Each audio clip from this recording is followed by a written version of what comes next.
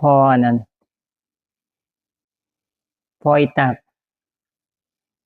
เท่าอันออกเตยต้นกับรถอันเนี้ยรถสองแถวบ่เมื่อเช้าคุยกับอันพอบนมีอยู่เมื่อเช้านี่แล้วเมาอยู่บ่เมาวิ่งแหน่อยู่บ่กูไปซอยงานแล้วเมาอยู่บ่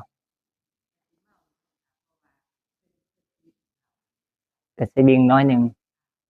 วิ่งเมาวิ่งน้อยหนึ่งเกิดอุบัติเหตุก็จังว่าอันโทรเอิ้นเอาอันพี่น้องบ้านเจ้าของพี่โทรไปเบิ่งจะค่อยได้แจ้งอันแจ้ง1669คนอยู่แถวนั้นเขาเจ้าก็บ่กล้าเบิ่งบ่กล้าเบิ่งบ่กล้าอันนี้ซะบ่ได้แจ้งบ่ได้มาส่องโจมเบิ่งต่างๆบ่กล้ามาส่องเบิ่งเขาเจ้าย้านบ่ย้านย้านมีความผิดบ่ย้านย้านคนลงบ่ได้ตั้งหลักเอาหัวลงพอวันนี้น่ะไปส่องเบิ่งเขาเจ้าอิหยังว่าหน้าผากยุบแล้วบ่ผ่าเย็บหน้าผากเขาผ่ารักษาบ่จักอืมอืมถือกับอันทางลาดยางบ่ได้ถือกับอันหม้องกองกลางถนนเลยเนาะบ่ถือเนาะบ่ถืออืมยินว่าสิกลับรถมาเลียนอันนั้นบ่เลียนมาทางบ้านคอกเขาเจ้าก็สิเลี้ยวซ้ายไปมันโนนยางสวนเลนกันบ่เปิดไฟเลี้ยวแหน่หลายๆอย่างอุบัติเหตุคือว่าล่ะเนาะก็ซั่นเขาสิบ่เอิ้นเขาก็สิบ่เอิ้นอุบัติเหตุอะเนาะถึงคราวเวลาเวลาถึงคราวเวลามาแต่ว่าบ่หมายถึงว่าอันเมียก็ไปก่อนบ่กี่ปีจังซี้นะบัดนี้ก็สามีก็ไปนำก้นห่างกันบ่กี่ปีมาคิดถึงว่าสภาพของอันบัดนี้ลูกเต้าเหล่าหลานจังซี้เหลือลูกอยู่จังซี้เขาเจ้าสิอยู่จั่งใดจังซี้นะหมายถึงว่ามาคิดเบิ่งก็เป็นตาเลือดโตนนะคันเว้าภาษาของเฮาเบิ่งจังซี้นะเป็นตาลิโตน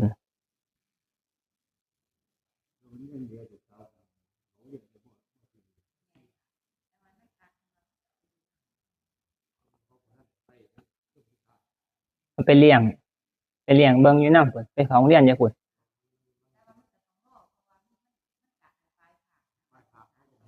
อืม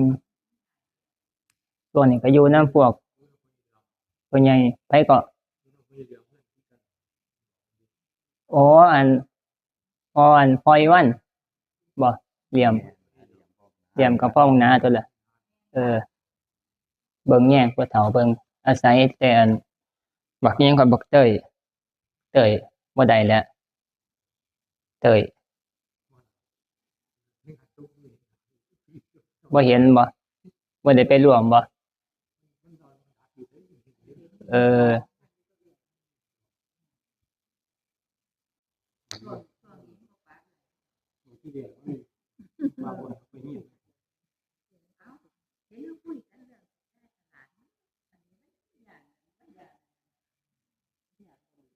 อ๋อย้านเงินบ่เหลือเบิดจักบาทแล้วเงินอันจัดงานศพจังซี่คุมื้อเฮาอยู่บ้านจักแสนอ๋อบ่ถึงเอาไว้บ่หลายคืนติเนาะจักคืนโอ้คือน้อยแท้2คืน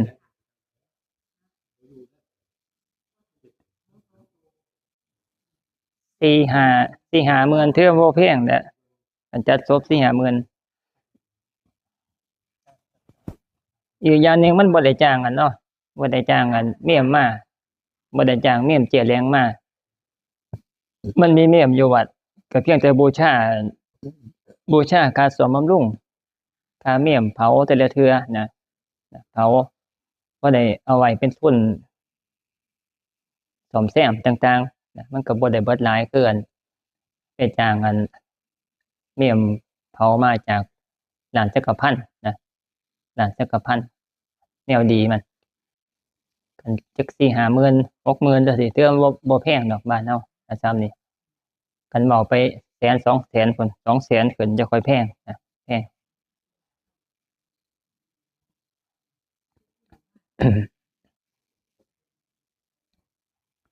คือจังว่าเฒ่าอันเฒ่าตาก็บวชบ่ต้องตา เออได้ภาษาหนึ่งล่ะอ๋อ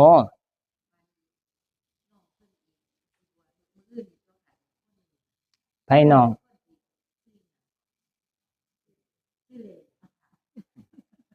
อ๋อไอ้ แลอ๋อแลตาบอดน่ะบ่เออบ้านนำผ้าแถวบ้านนำผ้าอืมพวกอาตมาเคยไปอยู่นำกันแต่ว่าจะเป็นโยมนะรู้จักอยู่พวกพวกนี้สมัยตะกี้ไปอยู่ไปเรียนนำพวกนี้แหละซุมพวกช่วงหนึ่งอาตมาอยู่บ้านซ้ำลงพากันลงไปหาอยู่ตัวพวกมาแต่อันเฒ่าตาไปตอนนั้นเป็นโยมก็เป็นโยมบัดนี้คือสิแม่นใช้ชีวิตบ่ราบรื่นว่าจักแหล้วบ่มีอันนี้บ่ราบรื่นก็เลยบวชหาหม้องอยู่หาศูนย์มันนะหาศูนย์ปรับศูนย์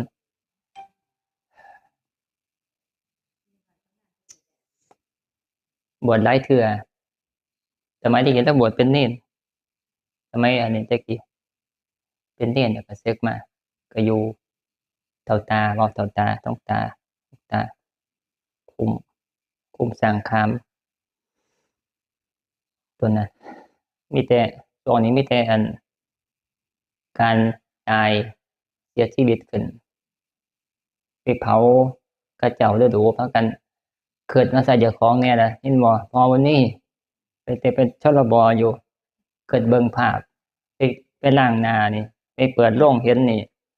บ่ติดตานี่บ่อสุภกรรมฐานเขาเอิ้นอสุภกรรมฐานไปเบิ่งเป็นกรรมฐานอันหนึ่งเด้อยู่ในอันอนุสติ10นะเบิ่งคนตายแล้วก็น้อมมาใส่เจ้าของนะเฮ็ดให้เราเป็นผู้ที่บ่ประมาทในการใช้ชีวิตที่เหลืออยู่จังซี่นะช่วยได้เด้กรรมฐานที่พระพุทธเจ้าเพิ่นบอกไว้40อย่างนะ40อย่างก็มีกสิณ10 กสิณ10นี่เราเฮ็ดบ่ได้ดอกนะคือสิยากอยู่แต่ว่าก็บ่แน่ใช้คำว่าบ่แน่คันได้ลองเบิ่งไปลองเบิ่งจังเทื่อเคยเป็นฤาษีมาก่อนไปเฮ็ดมันก็สิติดคันบ่เคยบำเพ็ญบ่เคยเฮ็ดมาก่อนไปเฮ็ดมันก็บ่ติดพวกกสิณนี่พวกฤาษีนะเป็นพวกสายฤาษีมาก่อนเคยเฮ็ดมาสะสมมาหลายภพหลายชาตินะไปเพ่งเบิ่งไฟจังซี่นะเพ่งเบิ่งไฟก็เป็นดวงกสิณขึ้นมามันเป็นนิมิตติดตานะเป็นการเข้าสมาธิเข้าฌานนะเรียนฤทธิ์เรียนเดชนะพวกมื้อนี้พวกเพ่งกสิณนี่สิมีฤทธิ์มีเดชนะแต่ว่าเขาเจ้าเคยบำเพ็ญเคยบวชฝึกเป็นฤาษีเป็นพวกนักบวชมาก่อนคำว่าฤาษีนี่ก็บ่แม่นว่าสิเป็นฤาษีแบบที่ว่าไปใส่อันหนังเสือก็จังอยู่ในโทรทัศน์ในหนังเด้คำว่าฤาษีนี่คือพวกออกบวชอยู่นำป่านำเขาอยู่นำกระต๊อบนำกระท่อมต่างๆก็แล้วแต่เอิ้นว่าฤาษีจังซี่นะซึ่งแต่ละยุคแต่ละสมัยเฮาก็คาดบ่ถึงเพราะว่าเฮาบ่ได้ระลึกชาติได้นะบางชาติเขาเจ้าก็นอกเหนือจากที่เฮาสิจินตนาการถึงนะเพราะว่าแต่ละยุคแต่ละสมัยนี่การอยู่แบบฤาษีนี่ก็มีความแตกต่างกันออกไปฤาษีนี่ตามที่เฮาเข้าใจหรือว่าตามที่อาตมาศึกษาจาก พระไตรปิฎกนะแบบหนึ่งก็คือคิดเบื่อหน่ายในการครองเรือนก็หมายถึงเป็นโยมนี่แหละเป็นโยมเป็นใช้ชีวิตนะเป็นคฤหัสถ์เป็นญาติโยมเห็นธรรมะเห็นความเบื่อหน่ายเห็นพ่อเห็นแม่ หาทรัพย์เงินไว้เวลาเนี่ยพ่อแม่เสียไปก็มอบมรดกมอบทรัพย์นี่ให้ลูกนะให้เจ้าของนั่นแหละผู้ที่จะออกบวชนั่นเห็นคิดไปถึงมาแต่ปู่พุ่นก็หาไว้ก็กองไว้เอาไว้อยู่ในคลังสมบัติตายไปก็เอาไปบ่ได้เขาเห็นเนี่ยนี่บ้านฮอดพ่อบ้านนี่ถึงเข้าพ่อเข้าแม่มาก็มอบให้แก่ตัวตนเจ้าของนี่แหละเอาให้เพื่อว่าจะดูแลสืบทอดสมบัติต่อไปนะสมบัติเนี่ยมันก็สะสมมาตั้งแต่พุทธรุ่นปู่รุ่นทวดพุ่นจนมาฮอดเจ้าของบ้านนี่ก็มองเห็นว่านะก่อนจะออกบวชต้องมองเห็นก่อนเด้นะเขาเอิ้นว่าสัมมาทิฏฐินะความเห็นชอบในการออกบวชนะต้องมีความเห็นซะก่อนคันคิดว่าสิออกบวชเองเลยนี่คันบ่มีความคิดดำริขึ้นมาก่อนนี่มันก็เป็นไปได้ยากนะเป็นไปบ่ได้เป็นไปได้ยากต้องเห็นธรรมะซะก่อนเบื้องต้นนะก็คือเห็นความบ่แน่นอนนะว่าปู่ทวดพ่อแม่หาไว้เอามากองไว้เวลาตายไปก็เอาไปนำบ่ได้นะบาดก็มาคิดถึงว่าเฮาคันเฮาครองเรือนเป็นฆราวาสก็สิหาทรัพย์มากองไว้แนวนี้บ้านนี้มีครอบมีครัวมีเมียมาบ้านนี้ก็มีลูกออกมาบ้านนี้ก็สิเอาทรัพย์สมบัตินี่มอบให้กับลูกต่อไปคือเก่านี่แหละนะพอพระเหตุมาเนี่ยนี่ฮอดเจ้าของก็สิเป็นไปแนวนี้นะก็คิดถึงว่าอย่าเลยจังซี่นะเฮาควรจะหาวิธีในการที่จะเอาทรัพย์นี่ติดตัวไปนะคำว่าติดตัวไปเนี่ยบ่นว่าพกใส่ยามพกใส่กระเป๋าแกใส่เกวียนไปนำเด้ คำว่าเอาติดตัวไปนี่มันใส่คำว่าเอาไปสู่ภพหน้าชาติหน้าเอาเป็นทรัพย์ของเจ้าของติดตัวไปนะเพิ่นเห็นแนวนี้ปั๊บก็เลยเสียสละให้ทานเอิ้นพวกคนทั้งหลายมาไผอยากได้ทรัพย์สมบัตินี่ชาวบอกประกาศไปเลยทั่วหมู่บ้านทั่วเมืองแล้วแต่สิไปสิหูยินไผอยากได้ทรัพย์นี่มาเอาเฮาสิแจกจังซี่นะสิแจกคือความคิดของผู้นั้นของผู้จะบวชนั่นคิดว่าจะแจกทรัพย์ให้แก่คนทั้งหลายที่ต้องการบ่ได้เลือกไผต้องการคือมาเอาโลดนะมาเอานี่คือการจะเอาทรัพย์ไปนำนะคือการให้ทานตอนนั้นมันบ่มีพุทธศาสนานะบ่มีพุทธศาสนาบ่ได้มีการสร้างวัดบ่ได้มีการถวายทานให้แก่พระสงฆ์บ่ได้เอาไปเฮ็ดโบสถ์เฮ็ดศาลาต่างๆบ่มีงานบุญกฐินจังซี่นะก็เลยหาวิธีในการให้ทานโดยการแจกให้แก่คนทั่วไปนะเป็นวิธีเดียวที่จะให้ทานแก่ทุกคนที่ต้องการใส่เข้ามาต้องการนะก็เอิ้นเขาเจ้ามาเอาคือพระพุทธเจ้าของเฮานี่พระโคดมนี่เพิ่นสร้างบารมีบางชาตินี่เพิ่นเป็นจะออกบวชก่อนจะออกบวชเพิ่นเฮ็ดแบบนี้แหละแจกทรัพย์สมบัติน่ะอยู่เป็น7มื้อเพิ่นว่าทรัพย์สมบัติเพิ่นหามาไว้หลายแฮงตั้งแต่รุ่นพ่อใหญ่แม่ใหญ่พ่อแม่นะหามาเก็บกองกันไว้มีแต่เก็บไว้นะหามาหลายๆนะในห้องมีในเรือนข้างกันเต็มอยู่ทรัพย์สมบัติเงินทองต่างๆแก้วแหวนเงินทองต่างๆที่เขาเจ้านิยมว่าเป็นของมีค่าเอาไว้จะใช้นะใช้อำนวยความสะดวกต่างๆนะซึ่งแต่กี้มันก็บ่มีรถบ่มีวีโก้บ่มีเบนซ์บ่มี Toyota Isuzu แต่กี้นะเบิดแฮงเขาเจ้าก็ได้ขี่เกวียนเอาไปซื้อเกวียนนะสิไปซื้อยี่ห้อนี้ก็บ่มีที่มันมีแต่เกวียนก็มี2ล้อ 2ล้อเทียมม้าเทียมงัวเท่านั้นนะเต็มที่นะในการไปกันมาแต่กี้นะก็เท่านั้นบาดนี้เงินมันหลายบาดจักจะไปใช้อิหยังนะทรัพย์สินทรัพย์สมบัติต่างๆนะในส่วนน่ะมันก็เลยเอากองไว้เต็มอยู่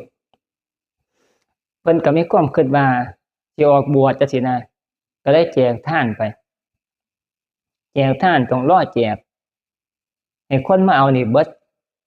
แต่ก่อนจะกว่าสิเข้าป่าแล้วออกบวช7มื้อจะกว่าได้ออกบวชแจกทานเพราะว่าคันเจ้าของอยู่แจกนำก็ได้เห็นนำว่ามันเบิดไปก็มีความอิ่มใจ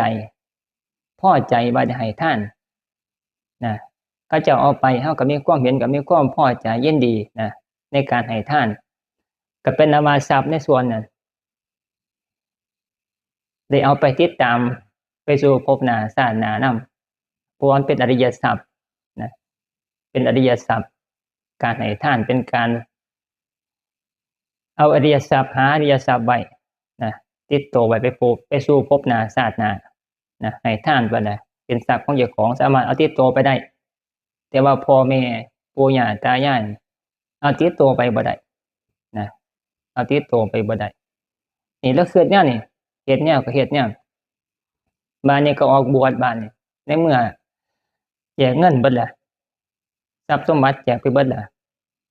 บ้านนี้ก็เข้าป่า เข้าป่าแล้วก็ไปโกนหัวตัดหัวโกนก็บ่แม่นว่าโกนแบบคือเฮาเด้บ่คือพระเด้นะนักเที่ยวก็บ่โกนซ้ำ บ่ได้โกนเอาไว้ฤาษีนี่ฤาษีบ่ได้โกนหัวอาศัยกาวไว้กาวไว้กาวไว้ม้วนไว้นะม้วนไว้แล้วก็ไปใส่อันผ้าเปลือกไม้นะบางครั้งก็ใส่ผ้าเปลือกไม้แต่ละยุคบางครั้งก็ใส่หนังเสือคือว่าน่ะแล้วแต่เขาเจ้าแต่ละยุคนะส่วนมากตามประวัตินี่ใส่ผ้าเปลือกไม้นุ่งห่มผ้าเปลือกไม้เข้าป่าแล้วก็ไปอยู่ในหุบเขาที่ห่างจากคนทั้งหลายห่างจากคนเข้าถึงแล้วก็เฮ็ดกระต๊อบอยู่บ่ได้บังฝนบังแดดบังฝนบังแดดบ่ได้อยู่ก็อาศัยการฝึกหัดเพ่งกสิณบัดฝึกกสิณส่วนมากสิเป็นกสิณไฟพวกฤาษีนี่นะยุคก่อนนี่เป็นฤาษีใส่ไฟเพ่งเป็นกสิณสุมไฟขึ้นดังไฟขึ้นแล้วก็นั่งสมาธิแต่ว่าบ่ได้นั่งหลับตาเฮานั่งหลับตานี่เป็นการฝึกกรรมฐานโดยอาศัยคำบริกรรมคือพุทโธนะพุทโธเบิ่งลมเข้าลมออกตัวนี้เป็นกรรมฐานนะที่พระพุทธเจ้าเพิ่นบอกแนะนำนะคืออานาปานสติแต่ว่าพุทโธนี่เป็นส่วนของหลวงปู่มั่นหลวงปู่เสาเป็นผู้ที่เอามาเสริมใส่เนี่ยเพิ่นฝึกได้แนวนั้นเพิ่นก็เอามาบอกสอนลูกศิษย์ลูกหาแล้วก็ญาติโยมแล้วก็แผ่เข้ามาทุกมื้อของเฮานี่ส่วนมากสิเป็นกรรมฐานพุทโธใส่กรรมฐานพุทโธแต่ว่าครั้งพุทธกาลสมัยแต่พระพุทธเจ้านี่บ่ทันมีใส่แบบนี้ใส่ลมเข้าลมออกเบิ่งลมเข้ามีสติรู้ว่าลมมันเข้าก็รู้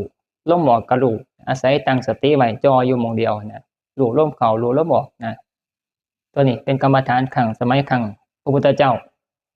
แต่ว่าบาดเนี่ยครั้งสมัยแต่พวกฤาษีเว้ากลับเคลื่อนไปสู่ฤาษีก็เจ้าเพ่งกสิณไฟกสิณลมกสิณดินกสิณน้ำแต่ว่าส่วนมากจะเห็นเพ่งกสิณไฟดังไฟขึ้นแล้วก็เพ่งเปลวไฟเพ่งเบิ่งแล้วก็หลับตาควบคู่กันไปคือจำไว้ จำนิมิตจำภาพที่เห็นนั่นเป็นเปลวไฟนั่นก็หลับตาแล้วก็ระลึกรู้ในสิ่งที่เห็นตาเห็นแล้วก็ในเวลามันเริ่มเคลื่อนมันเริ่มลบเลื่อนไปก็เหมือนตาเบิ่งจังซี่นะสลับกันไปกันสิมาเว้าไปแล้วก็ซ้ำกับเพ่งกรรมฐานพุทโธนี่แหละมันก็ใช้หลักอันเดียวกันการเอาสติไปจ่อไว้จุดใดจุดหนึ่งให้จิตใจมันจดจ่องอยู่ในหันเป็นเวลาสินานใส่คำว่านานเนี่ยบ่แน่นอนนานแต่ละคนตัวนี้แล้วบ่เท่ากันบาดคำว่านานบางคนบ่นานบางคนเป็นไว้เอาจ่อไว้เพียงแค่บ่ดนมันก็เป็นมันก็ร่วมจิตใจมันเกิดจากแรงโน้นจากกรรมสมัยช่วงอยู่ก่อนๆเคยสะสมมาซ้ำเฮ็ดเคยเฮ็ดมาเฮ็ดต่อเติมของเก่ามันก็เป็นไว้บางคนมันสะสมมาของเก่าบ่หลายก็ต้องใช้เวลาดนเพื่อจะฮอดเพื่อจะถึงบางคนก็เฮ็ดอยู่เป็นปีหลายปีจังซี่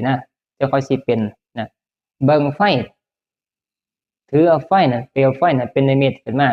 หลับตาเมื่อนตาหลับตาเมื่อนตาเบิ่งฝึกหัดอยู่ซ้ำนี่แหละพระเจ้าเฮ็ดควบคู่การย่างจงกรม แต่ว่าการย่างจงกรมมันมีมาดนล่ะ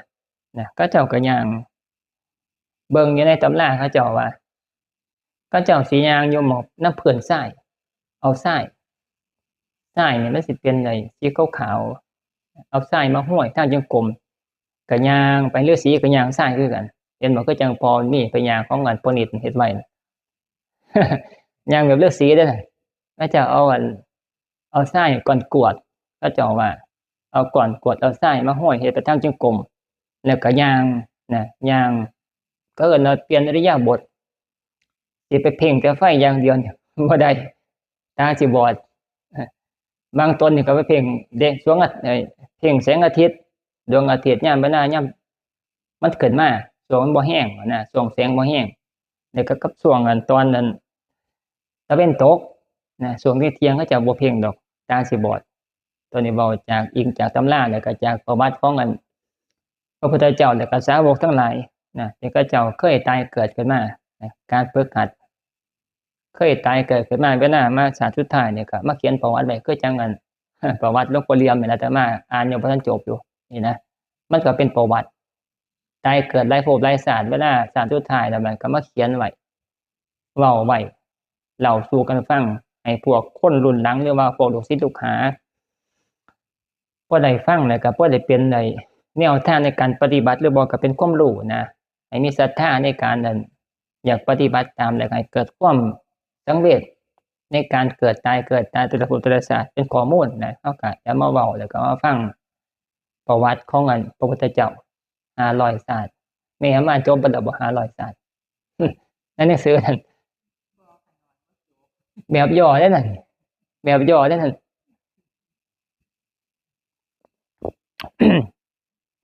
แบบเต็มแบบละเอียดนั่นต้องอยู่ในพระไตรปิฎก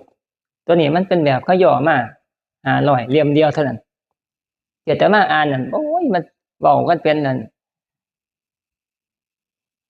ใส่เข้ามาหั่นเบิดตู้น่ะแบ่งเป็น3ส่วนส่วนหนึ่งนั่น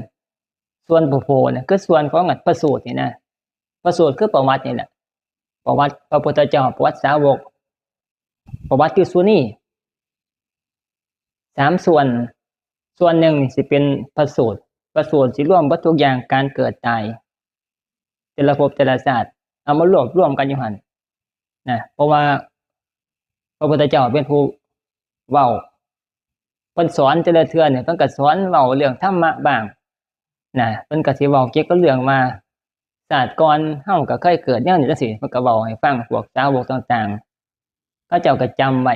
เขาเจ้านี่ก็หมายถึงว่าพระอานนท์แล้วก็พวกสาวกพระอุบาลีแน่แล้วก็หลายองค์ใช้คำว่าสาวกสาลูกศิษย์ของพระพุทธเจ้าเพิ่นเทศน์อยู่หม้องไหนเขาก็จำไว้บัดเวลาเขาสิรวบรวมก็คือตอนสักขยนานะสักขยนาเอามารวบรวมคำสอนพระพุทธเจ้าแต่กี้เขาเจ้าความจำดีนะความจำเขาเจ้าจำดีแฮงนะต่อมาก็เรียบเรียงเป็นพระไตรปิฎกสืบทอดมารุ่นที่แรกก็คือจำเอาจำกันกับบอกสอนลูกศิษย์ลูกหาก็เว้าต่อปากกันจำไว้จำมันนี่ละ จำสวดมนต์นั่นเอาสวดมนต์แรงนะธรรมะแรงนั่นก็จำเอาสวดติดปากเขาก็เอิ้นจำเอาจำไว้ในใจบัดนี้ต่อไปต่อมาแล้วบัดเว้ากลับไปสู่คำสอนพระพุทธเจ้าพระไตรปิฎกนั่นบัดนี้คนเริ่มเลื่อนนะคนเริ่มความจำเริ่มบ่ค่อยชัดเจนพระเจ้าค่อยคิดหาวิธีเฮ็ดจังได๋ยังก็ดีเฮ็ดให้คำสอนพระพุทธเจ้าบ่ลบเลือนสูญหายไปแล้วก็บ่ขาดเคลื่อนพระเจ้าก็มีการบันทึกบัดนี้หาวิธีการบันทึกใส่แบลานบันทึกใส่อันใดก็แล้วแต่ละยุคแต่ละสมัยเขาเจ้าใส่คำว่าบันทึกซะมันก็ขาดการละเอียดบ่ถึงยุคก่อนเขาเจ้าใส่บันทึกแบบใดบ้างแต่ว่าตามที่เฮาเข้าใจก็คือเอาใบลานบันทึกไว้บางครั้งก็บันทึกใส่หินบ้างรวบรวมไว้ต่อมาฮอดยุคเฮาเป็นการบันทึกใส่กระดาษมันรวบรวมเป็นเล่มหนังสือต่อไปสิบันทึกใส่บ่นี่ใส่ในคอมบ่โน้ตบุ๊กบ่นั่นแหละคุมื้อก็มีใส่โน้ตบุ๊กใส่คอม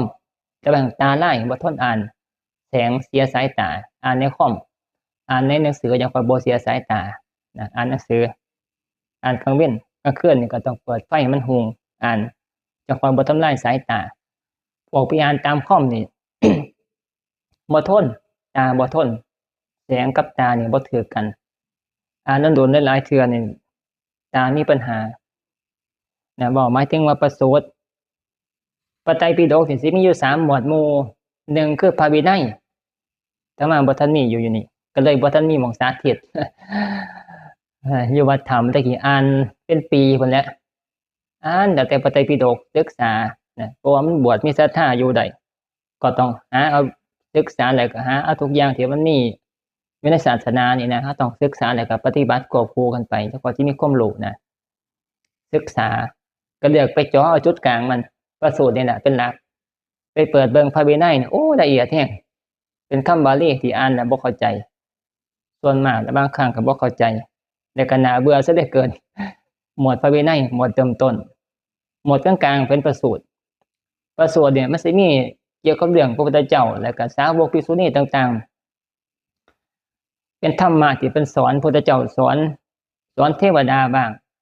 สอนพระบ้างสอนเณรสอนนาคสารพัดสอนที่มีสัตว์สามารถสิ่งต่างๆเนี่ยพระสิเทศสอนโปรดเพิ่นก็สิเว้าเกี่ยวกับเรื่องประวัติครั้งอดีตชาติเฮาก็เคยเกิดเป็นแนวนี้จังซี่มาแล้วก็เทศสอนแล้วก็บางครั้งก็เอาประวัติของอันพวกสาวกพระอนุรุทธะโมคคัลลินะโมคคัลลานะสารีบุตรต่างๆก็เอามาใส่นำกันอยู่หั่นแล้วก็เทศสอนนะมันก็เลยเป็นประสูติบัดเป็นธรรมะด้วยแล้วก็เป็นประวัติการเกิดตายของหลายๆคนเอามาร่วมกันอยู่หั่นเป็นประสูติ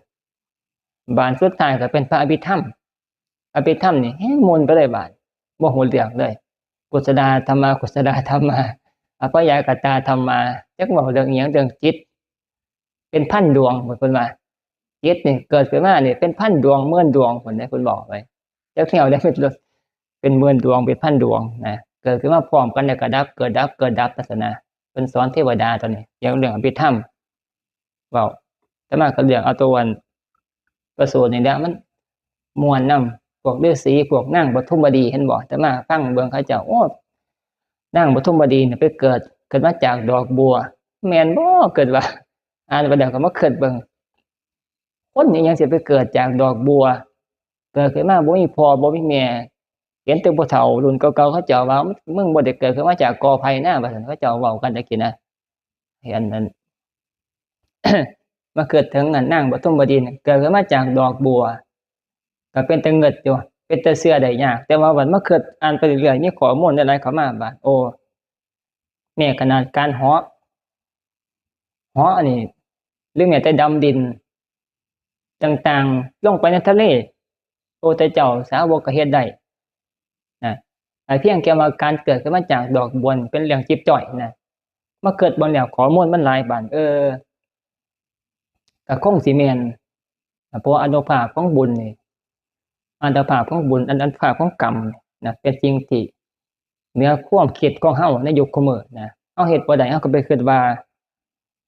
เขาเจ้าเฮ็ดบ่ได้เนี่ยก็สิบ่มีบ่เป็นก็บ่แม่นนะเพราะเฮาเอามาตัดสินอาศัยว่ายุคของเฮาคุมื้อนี่เป็นบรรทัดฐานนะมองไปถึงยุคสมัยแต่เก่าแต่ก่อนแต่กี้มันก็คนละแบบของเฮาจังซี่นะก็เลยมาคิดก็คืออยู่สินะหลายๆอย่างก็คือของเขาเจ้า วันนี้ว่าเราไปถึงกันกลับมาสู่ฤาษีนะเดี๋ยวมันสิไปไกลฤาษีนี่ใส่ผ้าเปลือกไม้บางตนบางโตใส่ผ้าเปลือกไม้หากินผลไม้น้ำปลาแล้วก็บำเพ็ญฌานบำเพ็ญกสิณย่างจงกรมอยู่แบบนั้นในป่าบำเพ็ญจนกว่าที่จะสิ้นชีวิตบางชาตินี่ก็บ่ได้พออีหยังอาศัยศรัทธาแล้วก็ตายไปอยู่ในป่านั่นน่ะเป็นการสะสมการบำเพ็ญสะสมการบำเพ็ญทุนของกสิณไฟจังซี่นะที่อาตมาบอกที่ว่าเฮาลองไปเพ่งเทียนบางทีน่ะบ่ต้องไปดังไฟดอกเดี๋ยวมันเสียไม้ไฟยาง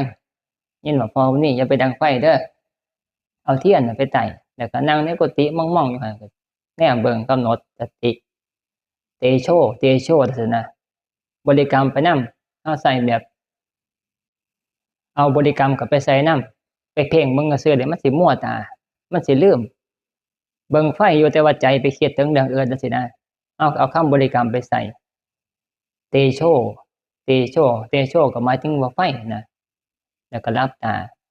กำหนดเบิ่งจังซี่นะลองเพ่งเบิ่งเฮ็ดเป็นนิสัยก็ได้ตัวอาตมาก็เฮ็ดคือกันเฮ็ดแต่มาดีก็เพ่งไฟอยู่ตาเปียกเบิด เพ่งเบิ่งว่าเจ้าของมีบุญบ่สินะ มีบุญบ่เคยสะสมมาบ่กันเคยมีบุญเฮาก็เฮ็ดติดต่อกันมันก็เกิดขึ้นมาเป็นกสิณเป็นนิมิตขึ้นมาได้ตัวนี้แต่ว่าคันแม่นเฮาเฮ็ดบ่ได้บ่เกิดในชาตินี้มันก็เป็นทุนตัวนี้บ่แม่นทุนแบบว่าเป็นเงินเป็นค่ำเด้เป็นทุนของการบำเพ็ญเพราะเฮาบ่ได้ว่าสิเกิดชาติเดียวตายชาติเดียวสินะเกิดชาติหน้ามามันก็สิง่ายบางครั้งมันก็บ่ได้มาเกิดเป็นพระเด้เกิดชาติที่มันสิบ่มีพุทธศาสนาเกิดเพื่อไว้ว่าเกิดได้ชาติที่บ่ได้เป็นพุทธศาสนาบ่มีพุทธศาสนาแต่ว่าเฮาเคยบำเพ็ญถือเนกขัมมะนะมีศรัทธาในการถือเนกขัมมะเนกขัมมะก็หมายถึงว่าการออกบวชนะนิสัยมันมีบางก็อยากออกบวชบ่มีพุทธศาสนาบางก็มีฤาษีเขาเจ้าเปิดทางไว้ให้นะมันมีคนเคยเฮ็ดจังซี่นะก็เกิดก็เห็นนะก็ไปออกบวชเป็นฤาษีด้วยของเก่าที่เฮ็ดไว้เคยบำเพ็ญเคยหัดเพ่งไฟเพ่งน้ำต่างๆเฮาไปเฮ็ดบาดมันก็จังค่อยสิจะบ่ต้องไปคิดว่าไปเฮ็ดตอนนั้นมันคือบ่เกิดเฮาคือบ่เกิดจังซี่นะก็เฮาได้ปูพื้นฐานสะสมไว้คือสร้างฐานไว้เฮาไปเฮ็ดเฮาก็สามารถจะเกิดได้นะเกิดได้ง่ายเกิดได้ไวจังซี่นะในส่วนนี้ธรรมศาสตร์ปัจจุบันของเฮานี่พากันนั่งนะเห็นบ่พร้อมนี่นางอดนางสู้นางทนมันคือบ่เกิดจังซี่นะมาอดสามาคิดเบิ่งเจ้าของมาเฮาคือบุญน้อยวาสนาน้อยเนี่ยนะคันเฮาคิดแนวนี้เตรียมไว้ตั้งแต่ภพก่อนชาติก่อนคิดแนวนี้มาปูพื้นฐานมาแต่ก็ภพก่อนชาติก่อนออกบวชจักชาติหยังแต่ก่อนนี่คุมื้อก็เลยบ่ต้องมาคิดแนวนั้นนะนั่นเดี๋ยวนั่งปั๊บภาวนาปั๊บมันก็เกิดขึ้นมานั่งเพ่งกสิณก็เกิดกสิณไฟกสิณน้ำก็เกิดขึ้นมาหรือแม้แต่การบริกรรมพุทโธจังซี่นะอาศัยลมเข้าลมออกสิถ้ามานั่งปั๊บมันก็เกิดขึ้นมาให้ได้เห็นเพราะได้มีกำลังใจในการปฏิบัติจังซี่นะปูพื้นฐานนี่แหละเอามาเกิดแนวนี้นะเป็นการสร้างฐานไว้ บ่แม่นว่าจำเฮ็ดให้มันเกิดขึ้นในคณะศาสตร์ปัจจุบันเลยเด้นะตั้งเป้าไว้บ่ถือในการเฮ็ดให้การบำเพ็ญภาวนานี่ทุกข์นะทุกข์เพราะว่าบำเพ็ญบ่เกิดตัวนี้ทุกข์จนใจออกมีหลายอยู่เด้ญาติโยมแล้วก็พระเจ้าประสงค์ความคิดบ่กว้างบ่เปิดกว้างไปตั้งช่องไว้ตั้งเป้าไว้จุดใดจุดหนึ่งเกินไปก็คิดว่าเจ้าของสิเฮ็ดได้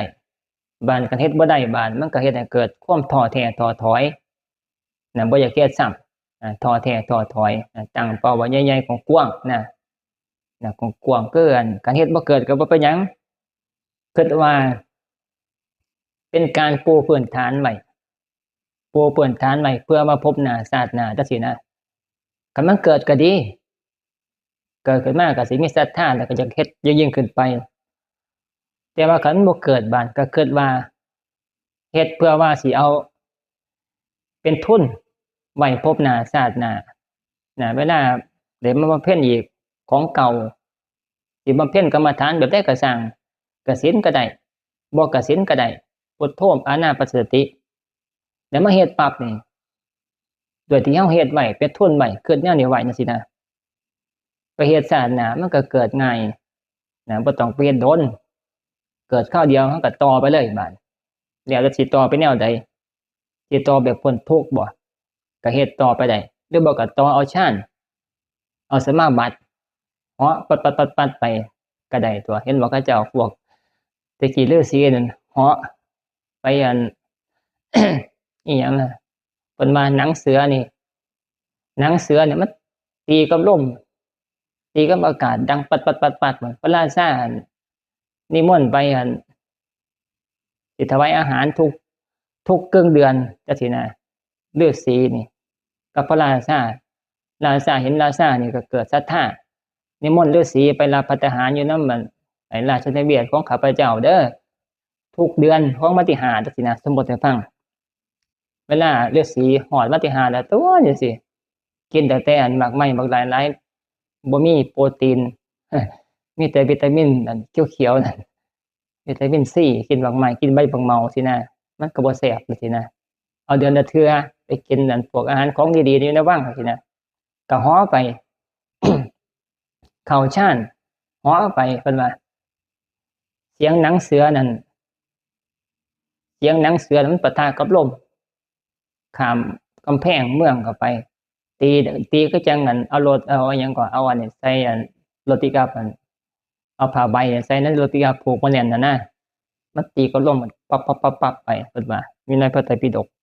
นะพวกฤาษีไปกินข้าวในเมืองไปกินอาหารนั่นพวกมีรสมีชาติเปรี้ยวเค็มหวานเพิ่นว่านี่หมายถึงว่าพวกฤาษีนะกินบักไม้บักไร่บางยุคบางสมัยบางยุคบางสมัยบางตนบัดเขาเจ้าก็ไปเก็บเอาเนื้อกระดูกเก็บเอากระดูกพวกสัตว์ที่มันตายสิตายเพราะหยังก็บ่จักนะแต่ว่าเขาเจ้าในตำราเขาเจ้าว่าไปค้อยเอาอันเนื้อที่มันตายเอามาต้มดังไฟแล้วก็ต้มกินน้ำมันเพราะได้มีโปรตีนนะโปรตีนเขาเจ้าก็อาศัยอยู่แนวนั้นบ่ผิดศีลนะบ่ได้ไปฆ่าเอามากินอาศัยการไปเอาเนื้อจากพวกเสือสิงโตมันกินบ่เบิดไปเอากระดูกมาต้มจังซี่นะตัวนี้ในตำรานะเอามาต้มกินประทังชีวิตบำเพ็ญกสิณต่อบำเพ็ญฌานต่อจังซี่นะ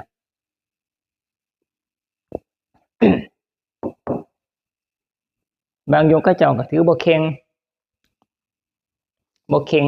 นักแต่เกิดศีลบ่ครบ5ข้อก็มีคือกันเด้นะเว้ามันในฤาษีมันมีหลายแบบนะมีทุกอย่างแต่ละยุคแต่ละสมัยนี่มันบ่คือกันความย่อนแล้วก็การอยู่นะบางตนนี่ก็บ่อยู่ในป่าเลิกๆอยู่ในขอบชายหมู่บ้านเพิ่นได้หากินนำชาวบ้านเขาเจ้านะเทื่อก็หาบกระตาเห็นบ่ไปอันตอนนั้นพ่อใหญ่หลายโยมแม่แล้วไปพม่าเขินอยู่อันเขินไปเบิ่งอันพระธาตุอินแขวนอยู่เทิงภูดอยสูงๆบนพระธาตุอินแขวนฤาษีพม่าใส่หมวกเขายังพอมีจังนี่ล่ะ นี่ล่ะแนวนี่แหละบ้านนี่ใส่เสื้อใส่คือพระนี่เด้แต่ว่าบ่แม่นพระสิใส่แบบพาดคือแนวอาตมาพาดตอนนี้นะเป็นแหล่ๆม่วงๆอึบทึบนะใส่หมวกแนวนี้มานี่หาบกระตามีไม้ค้านเด้ฤาษีพม่ามีไม้ค้านมาก็หาบเขาเอิ้นหาบสาแหลกภาษาอยู่ในพระไตรปิฎกเอิ้นว่าสาแหลกอาตมาก็เลยใส่คือกันสาแหลกเขาเจ้าก็สิมีกระตามีอันพวกเสบียงเขาเจ้ากระตาหน้ากระตาหลังเอาไว้จะใส่ของเขาเจ้านั่นล่ะนี่ย่างหาบิณฑบาตใส่คำว่าบิณฑบาตซะว่าบ่แม่นบ่บิณฑบาตเว้ยใส่คำว่าหยังวะมันเขาบ่มีบาตนั่นน่ะใส่เข้ามาขออันศรัทธาจากโยมจังซี่นะเอาเบิดทุกแนวนี่ฤาษีแต่ละยุคแต่ละสมัยบ่คือกันนะบ่คือกันเอาฮอดเงินคือกันกังสดานเพิ่นกังสดาน กังสดานเป็นกระตาเดี๋ยวหูอันเพิ่นหาไปโกงแบบนี้หูหลายนะบาดเฮามันเป็นสูงๆเลยนะกันค่ะเป็นบ่ฮู้กันจำบ่ได้มันแต่ละหม่องแต่ละบอนมันหลายแนวจังว่าเฮาก็คิดบ่พอจังซี่นะแต่ว่าที่เพิ่นจะหลายบ่อนเขาเอิ้นว่ากังสดานแต่มาไปอยู่ภาคเหนือนี่เขาเจ้าใส่คือกันเวลาพระบิณฑบาตเขาเจ้านิยมถือกลแล้วก็ตีมันสิเป็นรูปคือระฆังนี่แหละแต่ว่าเขาเจ้ามันสิแบ่งเป็นรูประฆังเลยเฮาเนี่ยเบิ่งระฆังแต่ว่าเขาสิฝานเพิ่นมาคือบักโม่ บานมันก็สิทำไมมันก็สิบ่มีโกนแปรๆจังซี่นะเป็นคือฝ่ามือแต่ว่าเนี่ยบ่เนี่ยเป็นคือรูประฆังเลย แต่ว่ามันสิ สิใส่เข้ามาจะได้ให้เบิ่งอันนั้นเบิ่งระฆังเนี่ยเบิ่งระฆังเป็นแนวนั้นแหละเพียงแต่ว่าเขาฝานเอาฝานมาบีหนึ่งทางในมันความหมายมันก็สิเป็นนั่นเป็นคือบักโจกบาดนี่เขาฝานเอาเฉพาะทางในมันเป็นคือบักโจกอันน่ะอันละแต่ว่ารูปลักษณ์มันเป็นนั่นแนวเบิ่งเป็นรูประฆังเลยของเราเออของเราบ่เขาว่ามันของเพิ่นกังสดานคันของก็ต้องเป็นของแบบที่เฮาใช้อยู่บ้านเฮาแต่ว่าเพิ่นเป็นกังสดานเขาก็สิใช้แนวตีปังมันก็สิดังอีกจังหนึ่งเป็นสัญญาณบอกว่าตอนนี้พระสิออกบิณฑบาตแล้วเด้อพวกไทใหญ่พวกไทใหญ่เขาหัวยินเสียงเขาเจ้าก็โอ้พระเพิ่นออกบิณฑบาตแล้วเขาก็เจ้าก็เตรียมของออกมาท่าอยู่อั่นหน้าบ้านหน้าเรือนถืออั่น ถือออมมาถ้วยหนึงถ้วยก็ไก่จานก็ใส่อั่นข้าวเจ้าออกมาท่าใส่บาตรนี่ก็ใส่แนวนี้บ่ได้ใส่ถุงคือบ้านเฮาเด้โอ้ยแต่ว่าเป็นอีกแบบหนึ่งนะเขาเจ้าถือมาเขาเจ้าบ่ใส่ถุงมาฮอดก็ขวมใส่ในอั่นคันบ่มีเอิ้นหม้อโฮะหม้อโฮะมีหัวหิ้วหัวหิ้วคือขุล่ะแต่ว่าเขาเอิ้น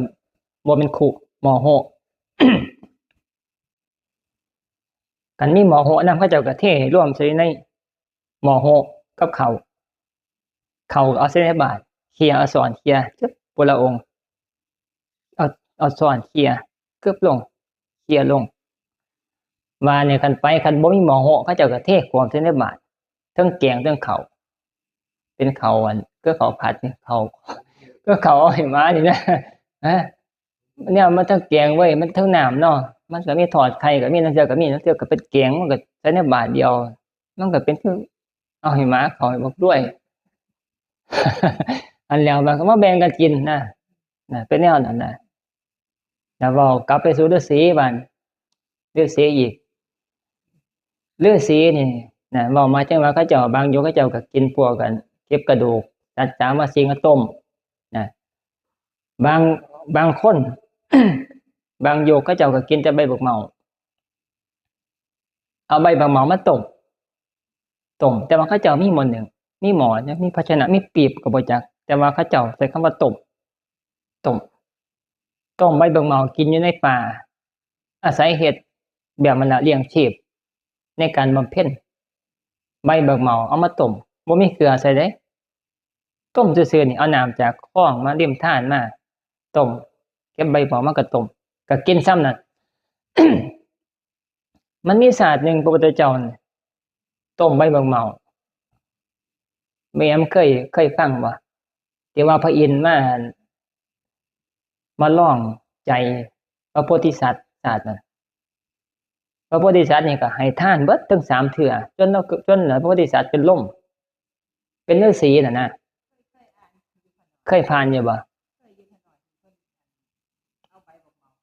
เออ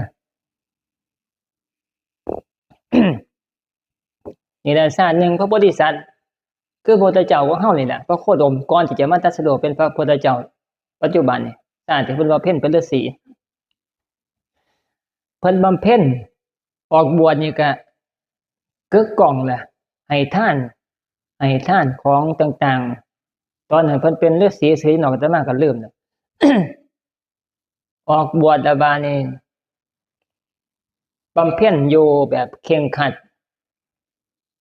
บาดนี้มันด้วยการที่เพิ่นบำเพ็ญนั่น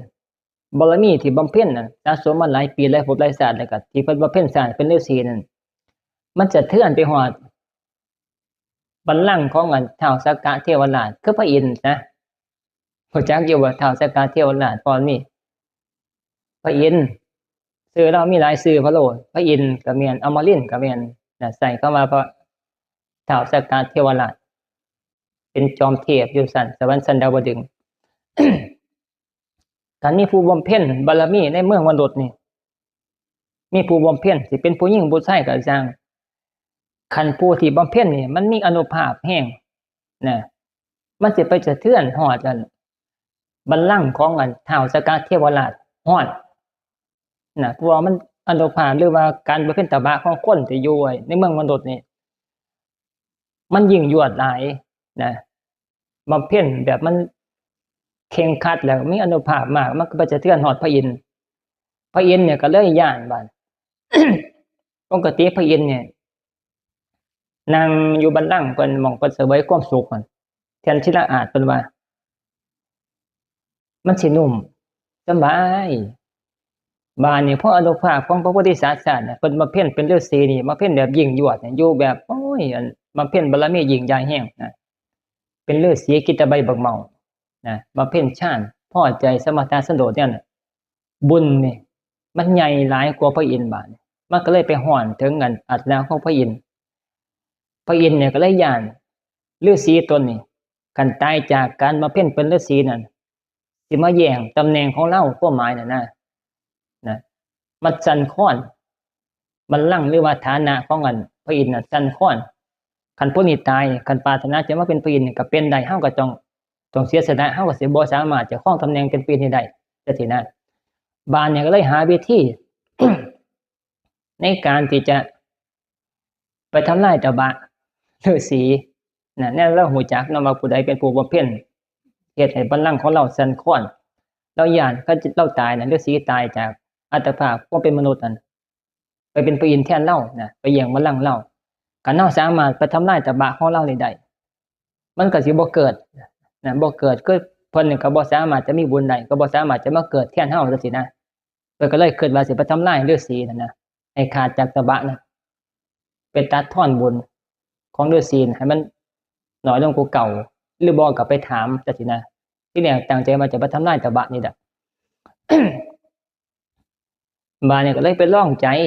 นะไปลองใจทดสอบไปลองใจทำท่าเป็นนั่นคนนั่นหลงป่าผู้เฒ่าโซ่ๆแก่ๆทำท่าโอ้ยอันบ่ได้กินข้าวกินน้ำมาหลายมื้อหลายวันพอดีครับอันตอนที่ฤาษีกำลังไปหาใบบักเมามาเนี่ยก็เอามาต้มใส่ปีบต้มแล้วกำลังสิสุกกำลังสิมากินฤาษีนั่นพระโพธิสัตว์นั่นกินแค่คาบเดียว ต้มเทื่อเดียวสิบ่ต้มหลายเทื่อเอาคันเอามาต้มแล้วนั่นต้มใบบักเมากินนั่นสิกินแค่เทื่อเดียวคือพระนั่นนะฉันเทื่อเดียวอาสนะเดียวแต่ว่าฤาษีนี่กินเทื่อเดียวคันผ่านจากตอนนั้นคันบ่ได้กินตัวที่ต้มน่ะผ่านไปแล้วก็สิบ่กินบ่หาอีกจังซี่นะคันบ่เป็นมื้อใหม่เจ้าของสิไปหามาแล้วก็มาต้มอีกจังซี่นะบาดนี้พระอินทร์น่ะแปลงเป็นอันนั้น แปลงเป็นคนเฒ่าโซมาหิวข้าวมาในป่ากลางป่าเด้บ่มีคนผ่านพ้นไปแต่ว่าเฒ่าสักกานั่นทำท่าแปลงเป็นผู้เฒ่าลงป่าไปฮอดตอนที่อันฤาษีกำลังสิกินพอดีนะภาษาบ้านเฮาก็คือว่ากำลังฮอดเวลาอันตั้งวงสิกินข้าวสินะแต่ว่าฤาษีนั่นสิกินใบบักเมากำลังตักออกสิเอาใส่กะลาใส่ถ้วยก็ว่าไปก็ไปขอมีหยังให้กินบ่นะข้าพเจ้าหลงป่ามาฤาษีก็บอกว่าโอ้ข้าพเจ้าบ่มีหยังแล้วข้าพเจ้าก็มีแต่ใบบักเมานี่แหละนะสิกินบ่นะเฒ่าสักกาน่ะถ้าเป็นผู้เฒ่าก็บอกว่ากินว่าซั่นแล้วก็เอาให้เบิดถ้วยเลยบ่ได้แพง เอาให้แล้วว่าแล้วก็ดีใจว่าเราได้ให้ทานอยู่ในป่าผู้เดียวนี่ปกติเนี่ยบ่มีโอกาสในการให้ทานเพราะว่าบ่มีคนนะอยู่ห่างจากคนบ่สามารถจะให้ทานแก่คนแก่มนุษย์ได้แต่ว่าตอนนี้เป็นบุญของเราแหละเนาะเพิ่นว่าฤาษีนั่นว่าเป็นบุญของเฮาแล้วเป็นวาสนาของเฮาแล้วมีคนมาแล้วก็มีความต้องการในสิ่งที่เฮามีอยู่เฮาบ่มีหยังดอกเพิ่นว่ามีแค่ต้มใบบักเมานี่แหละนะที่เป็นของที่มีอยู่ตอนนี้เขาก็บ่รังเกียจก็สามารถจะให้ทานแล้วก็ดีใจฤาษีโพธิสัตว์ดีใจว่าได้ให้ทานอยู่ในป่าก็ยังสามารถได้ให้ทานสะสมบารมีไปได้ให้ใบบักเมาดีใจว่าซั่นดีใจ ก็บ่หาอีกมื้อใหม่มาบาดนี้จะค่อยไปหาใบบักเมามาก็มาต้มอีกค่อยไปหน้าหามาต้ม เท่านั้นก็มาอีกคือเก่าบาดมาเนี่ยแหละจน3 มื้อพระโพธิสัตว์นั่นสิเป็นฤาษีให้ทานตั้ง3 มื้อ3 เทื่อใจเราเนี่ยเต็มเปี่ยมด้วยการเสียสละทุกครั้งเลยนะทุกครั้งคันมีครั้งใดที่เรามีความเสียดายในให้ทานแต่ละครั้งใดท้าวสักกะนี่สิประท้วงสิท้วงเลยว่าเนี่ยท่านให้ทานมีความเขียดสนิทที่เหนียวอยู่ให้ทานบ่ขาดกันจังซี่นะท้าวสักกะแล้วสิท่าเจาะบ่ความผิดตัวนั้นนะแต่ว่าเราให้ทานตอนไหนฤาษีตอนนั้นให้ทานตอนไหนนี่ก็จิตใจนี่ก็มีความร่าเริงแจ่มใสมีความยินดีทุกครั้งบ่ได้มีความคิดเสียดายเลยแม้แต่ครั้งใดให้ท่าน3 เทื่อ บาดนี้บัดครั้งสุดท้ายน่ะจนเป็นลมฤาษีน่ะตอนนั้นก็สิแม่นบ่ทันได้ฌานคือซ่อมๆเบิ่งตอนนั้นนะเพราะว่าตามอาตมาคิดว่าตามตำรานี่นะเพราะว่าบ่ได้มีอานุภาพอิหยังต่างๆอาศัยศรัทธาบำเพ็ญซื่อๆตอนนั้นเพราะว่าคันเรารู้จักได้มีอภิญญาต่างๆแล้วก็สิรู้จักว่าผู้เฒ่าผู้นี้ก็สิแม่นท้าวสักกะแปลงมานะแต่ว่าเราบ่รู้จักว่าเป็นท้าวสักกะตอนนั้น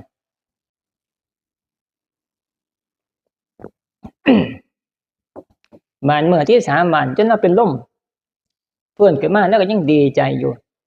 จนท้าวสักกะน่ะยอมแล้วบ่สามารถจะทำลายตบะของฤาษีตนนี้ได้ฤาษีตนนี้มีจิตใจที่มั่นคงหนักแน่นอยู่ในกุศลธรรมยิ่งจนยอมแล้วบัดก็ได้แปลงร่างเป็นท้าวสักกะเป็นเทวดาบัดที่แรกเป็นผู้เฒ่าหิวโซไปบิณฑบาตไปขอซะไปขอใบบักเหมาต้มใบบักเหมาน้ำฤาษีบาดนี้เมื่อยอมแล้วบาดนี้ก็เลยแปลงเป็นเทวดาเป็นท้าวสักกะก็ไปถามว่า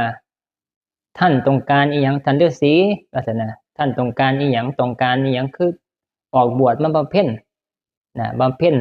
ตบะอยู่นี่คือเป็นผู้ที่มีบุญมากสักใหญ่แท้จังซี่นะจนสามารถจะเฮ็ดให้บัลลังก์ของเฮานี่สั่นคลอนนี่ร้อน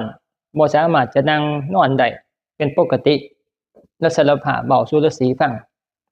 หรือว่าท่านต้องการนั่นบัลลังก์ของเฮาบ่บัลลังก์ของข้าพเจ้าบ่ที่เป็นท้าวสักกะจังซี่นะคันเวลาตายไปย้อนเพราะว่าต้องการบำเพ็ญไปเพื่อว่าจะเป็นท้าวสักกะบ่จังซี่นะก็เลยถามตรงๆที่แรกอาศัยกลอุบายแต่ว่าเอาไปมาปานบ่เห็นจุดที่บกพร่องของฤาษีนั่น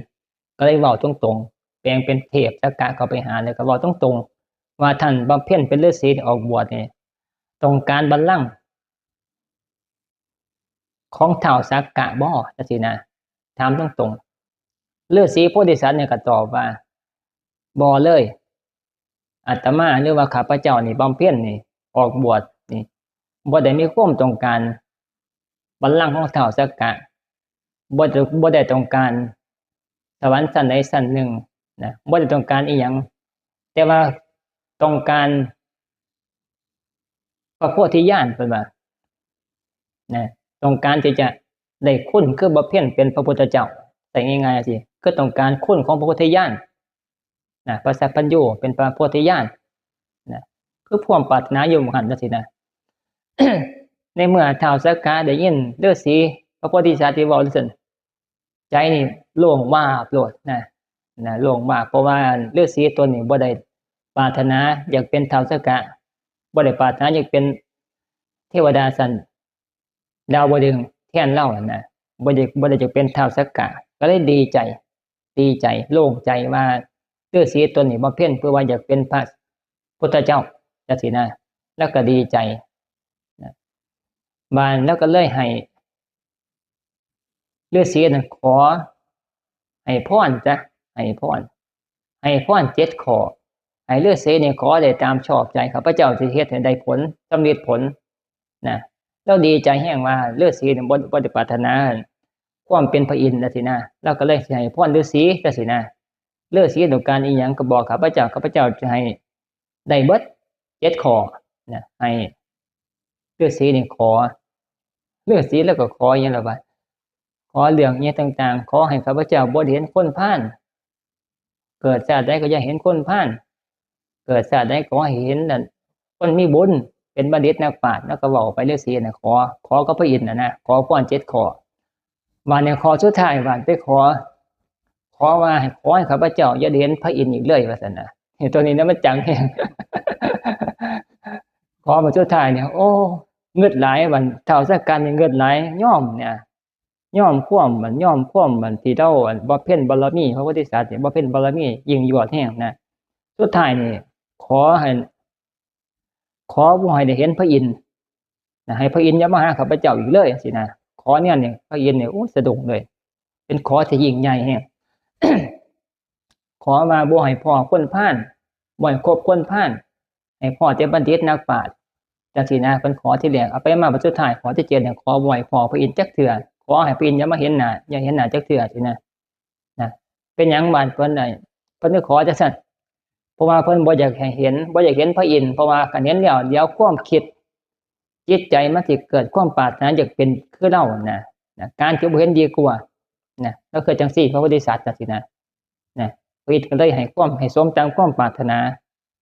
หลังจากนั้นก็เลยบ่มาจักเทื่อบัดจังซี่นะพระพุทธเจ้าในชาติก็เลยบ่เพ็ญเป็นฤาษีไปจนตายสุดท้ายก็ได้ฌานมาสุดท้ายหลังจากได้ฌานเนี่ยก็ไปเกิดอยู่พรหมโลกชั้นต่ำๆถ้าปรารถนาไว้บ่เกิดชั้นสูงๆคันไปเกิดพรหมโลกชั้นสูงๆนี่มันสิบ่ได้กลับมาเกิดเป็นคนง่าย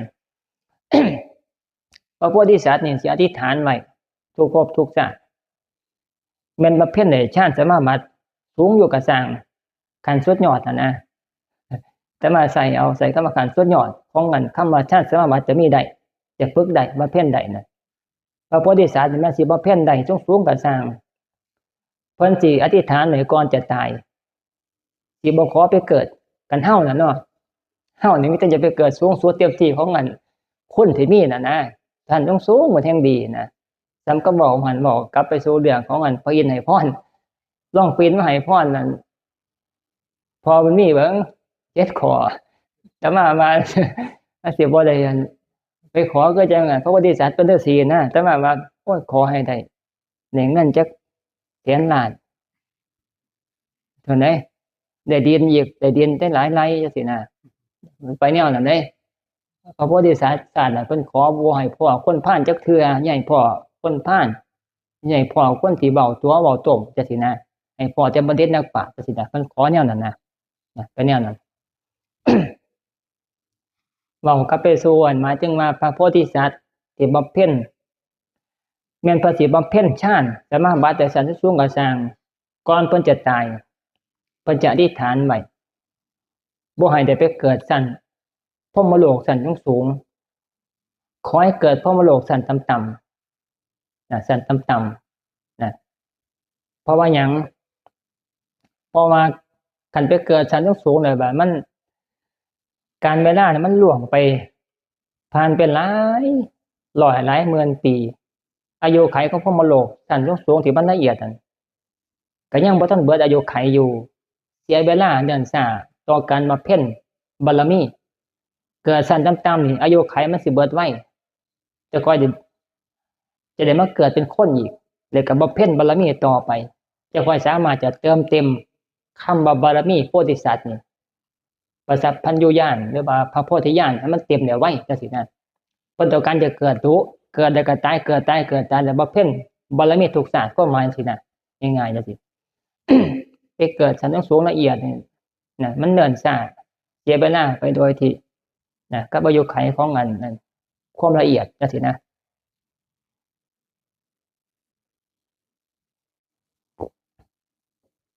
นี่นะเว้าเกี่ยวกับเรื่องอัน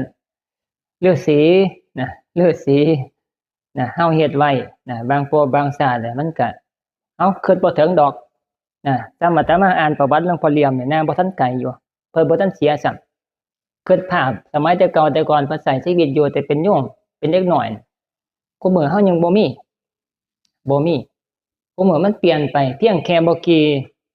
ถึง100ปี84ปีการมีอยู่ของสภาพแวดล้อมของสัตว์ต่างๆนี่เฮาก็ยังคิดบ่ถึงแล้วก็บ่มีซ้ำแล้วก็หายไปด้วยบางสิ่งบางอย่างนะบาดนี้มาเว้าเรื่องเกี่ยวกับเรื่องเป็นพันปีเป็นหมื่นปีนี่เฮาแฮ่งคิดบ่ถึงเลยอ่านบ่ออกเลยว่ามันสิมีหยังจังซี่นะบาดเฮาบ่ได้มาเกิด ลักษณะที่ว่าจะมาเกิดแล้วก็อยู่กินง่ายสบายคือคุมื้อนะสิบ่มีตลาดไปซื้อเซเว่นบ่มีบิ๊กซีนะสิบ่มีรถ Toyota บ่มีรถ Isuzu ขี่ได้แต่ละยุคแต่ละสมัยนะเฮาก็อยู่แบบใช้เท้าย่างใช้งัวขี่เกวียนเต็มที่จังซี่นะบ้านนี้คันเฮาบ่มีบุญบ้านเฮาก็อยู่ลำบากนะบางครั้งบางยุคก็เป็นสงคราม ฟังเรื่องของอันหลวงพ่อปราโมทย์เพิ่นบอกเกี่ยวกับเรื่องคนมีบุญหลายวาสนาหลายแล้วก็มีศีลดีรักษาศีลมาดีมางามเกิดเป็นคนนี่คือผู้หญิงนี่งามหาผู้อื่นนี่เปรียบเทียบนี่ยากเพราะว่ารักษาศีลมาดีแต่ว่าบาดนี้มาเกิดบ่ถูกยุคผิดอีกบาดนี้เอาไปมาเนี่ยเป็นไผต่อเจ้าของนะนี่มันมีหลายๆอย่างหลายแง่แฮงนะเกิดเป็นคนงามแต่ว่าเกิดบ่ถูกยุคเอาไปมาน่ะความงามน่ะเป็นโทษแก่เจ้าของเอาไปมาก็ถูกเขาเจ้าปล้นเขาเจ้าจี้ไปนะถูกยุคที่เขาเจ้าสงครามจังซี่นะมันก็บ่แน่นอนคันเกิดถูกยุคช่วงของเฮาจังซี่ถูกประเทศเดี๋ยวเขาเจ้ามีกฎหมายคุ้มครองให้ดีอยู่มีกฎหมายคุ้มครองจังซี่ความงามน่ะก็เป็นหม้องที่จุดขายสามารถจะหาผัวได้ดีมีทรัพย์มากเป็นเศรษฐีก็ได้หรือบ่ก็ไปเป็นดาราออกโทรทัศน์เป็นนางเอกเป็นหยังต่างๆสารพัดอย่างเนี่ยมันก็เป็นช่องทางในการหาเงินจากความงามนั่นก็ได้นะตัวนี้บางยุคบางยุคบ้านเกิดบ่งามบ้านนี่อยู่บ่ได้เขาเจ้าจ้องหมายในการจะชิงปล้นเอาบ้านพวกคนขี้ร้ายบ้านค่อยอยู่รอดจังซี่นะมันบ่แน่นอนเด้บ่แน่นอนบางยุคบางสมัยเฮาก็ศึกษาประวัติศาสตร์จังซี่นะมันก็เลยเป็นแนวนั้นนะจังว่าคนมีบุญบางยุคนี่เกิดขึ้นบ่ถูกยุคนี่ก็เป็นโทษนะมันบ่พร้อมนะที่ว่าเราฟังประวัติเกี่ยวกับเรื่องครูบาอาจารย์แล้วก็พระพุทธเจ้าแล้วก็สาวกบ่ได้มาเทียบเคียงเฮานะจังว่าการบำเพ็ญ บุญญาธิการนี่เฮ็ดไว้บ่เสียหายคันมีบุญมันก็สิหนุนนะมีบุญเนี่ยมันก็สิหนุนเฮ็ดให้เราสามารถจะมีหนทางในการที่จะออกได้ว่าสิเว้าเรื่องอัน กรรมเห็นเกี่ยวกับเรื่องคนตายเบิดเวลาก่อนบอกเกี่ยวกับเรื่องกรรมเจ็ดหน้าก่อนพอละจำนี่ล่ะ3 ทุ่มครึ่ง สิบอกเกี่ยวกับเรื่องสาเหตุการเกิดตายนะพี่โดดเกิดตายกรรมเนาะ